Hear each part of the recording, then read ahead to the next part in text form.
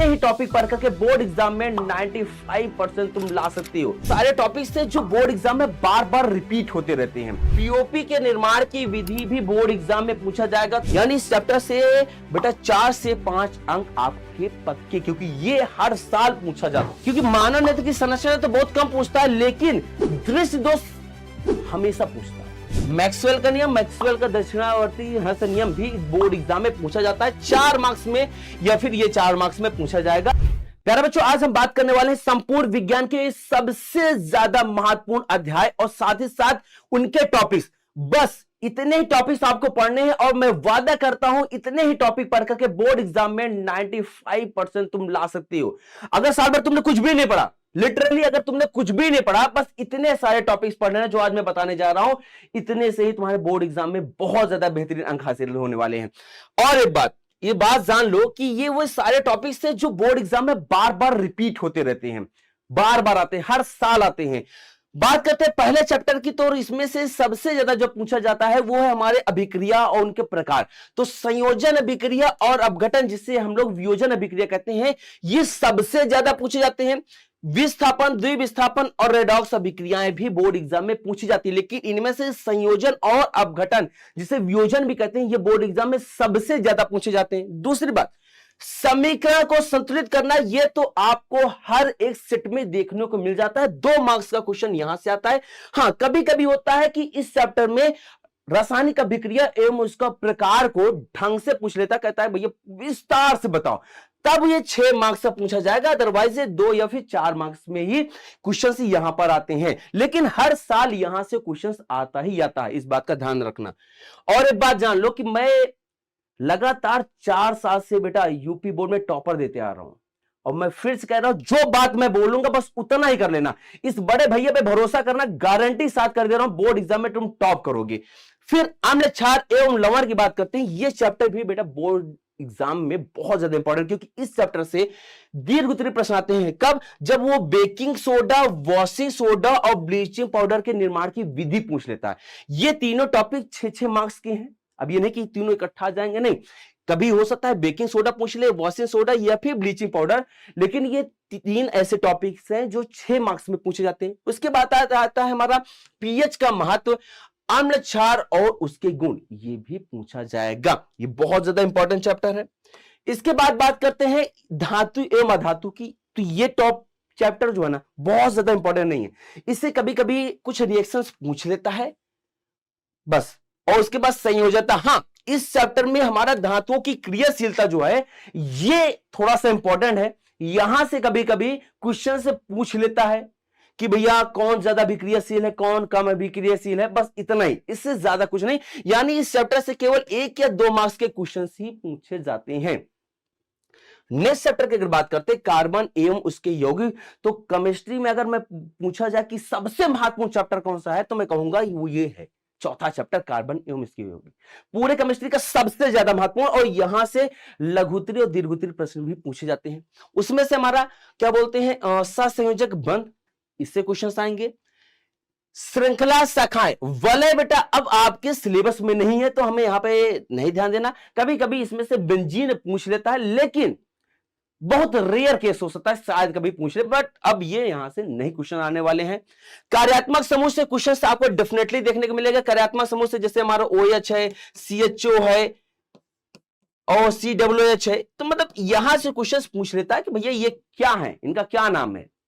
दूसरी बात, IUPAC नामकरण, ये भी डेफिनेटली आपको 110% बोर्ड एग्जाम में देखने को मिलने वाला है। हाँ, यहां से एथेन, एथेनॉल, एथेनोइक अम्ल और एथेनोइक होगा बेटा, यहां पर एथेनिक लिख दिया है, एथेनोइक अम्ल होगा। ये क्वेश्चन बेटा यहां से पूछे जाते हैं। अच्छा, यहां से बात और याद रखना कि साबुनीकरण भी पूछ लेता है, या फिर मीसेल की संरचना, मीसेल की संरचना भी आपको तैयार रखना है। मीसेल की संरचना भी आपको तैयार रखना है, यहां से बोर्ड एग्जाम में ये भी पूछ लेता है। और एक बात, प्लास्टर ऑफ पेरिस के निर्माण की विधि, पीओपी, पीओपी के निर्माण की विधि भी बोर्ड एग्जाम में पूछा जाएगा, तो इसे तो मैं अभी कह दे रहा हूं, इसको नोट में कहीं पर लिख लो कि प्लास्टर ऑफ पेरिस के निर्माण की विधि, मिसेल की संरचना, और भैया एथेन, एथेनॉल, एथेनोइक अम्ल, इनकी आपस में विक्रियाओं को भी बोर्ड एग्जाम में पूछा जाता है, तो यहां से आपको अच्छे से तैयार कर लेना। फिर जीवन की प्रक्रिया, जिसे हम लोग जैव प्रक्रम भी बोलते हैं, इसमें से ये चैप्टर मैं कहूंगा कि ये एक ऐसा चैप्टर है जहां से बायो का दीर्घ उत्तरीय प्रश्न डेफिनेटली आपको देखने को मिलने वाला है। तो पाचन तंत्र, श्वसन, परिसंचरण, उत्सर्जन, साथ ही साथ वृकाणु की संरचना भी आपको पढ़ना है। वृकाणु की संरचना, जिसे नेफ्रॉन की संरचना भी कहते हैं, वृकाणु की संरचना, ये बेटा वो टॉपिक है जो आपको हर साल देखने को मिल जाता है। तो यहां से चित्र आधारित प्रश्न पूछे जाते हैं, तो हमें यहां पर अच्छे से ध्यान देना। इसके बाद वाला जो चैप्टर है वो थोड़ा कम इंपॉर्टेंट है, यहां से कुछ हार्मोन्स के बारे में ही पूछे जाते हैं, लेकिन ये चैप्टर थोड़ा सा डिफिकल्ट पड़ जाता है, याद वाद करने में प्रॉब्लम होती है। बस ये जान लो कि इस चैप्टर से भी केवल 1 या 2 मार्क्स के क्वेश्चंस पूछे जाते हैं, बहुत ज्यादा ये स्कोरिंग चैप्टर नहीं है जहां पर हमें बहुत ज्यादा टाइम वेस्ट करने की जरूरत है। तो यहां पर हम थोड़ा सा कम भी समय देंगे तो भी हमारा काम हो जाएगा। लेकिन ये चैप्टर की बात करें, ये भी बहुत ज्यादा स्कोरिंग चैप्टर है, क्योंकि इसमें से हमारा पुष्प की संरचना, उसके पर परागण, स्वपरागण, ये भी हमें अच्छे से ध्यान देना। यानी लैंगिक जनन में पुष्प के बारे में जितनी भी चीजें हैं वो सारी चीजें हमें तैयार कर लेनी है। परागण को भी हमें अच्छे से ध्यान देना ही देना है, यानी ये 2 टॉपिक को और अच्छे से फोकस करना है। मानव जनन तंत्र में नर जनन तंत्र और मादा जनन तंत्र, इसे भी हमें तैयार करना है। और रहा अलैंगिक जनन की जितनी भी विधियां हैं वो बहुविकल्पीय प्रश्न में पूछी जाती हैं, जबकि ये सारे टॉपिक्स हमारे दीर्घ उत्तरीय और लघु उत्तरीय में पूछे जाएंगे। यानी इस चैप्टर से बेटा 4 से 5 अंक आपके पक्के, क्योंकि ये हर साल पूछा जाता है। या तो वो परागण पूछ लेगा, स्वपरागण, परपरागण क्या है, पुष्प की संरचना पूछ लेगा, या फिर नर जनन तंत्र और मादा जनन तंत्र का विस्तार से वर्णन करो। ये सारे के सारे 6 मार्क्स के टॉपिक होते हैं। उसके बाद अगर बात की जाए अनुवांशिकता, ये भी चैप्टर ठीक है, बहुत ज्यादा स्कोरिंग नहीं है, लेकिन क्वेश्चंस इससे भी आते हैं। जीन क्या है, लक्षण क्या है, ग्रेगर जॉन मेंडल की जितने भी प्रयोग है, तीनों को हमें अच्छे से तैयार कर लेना है।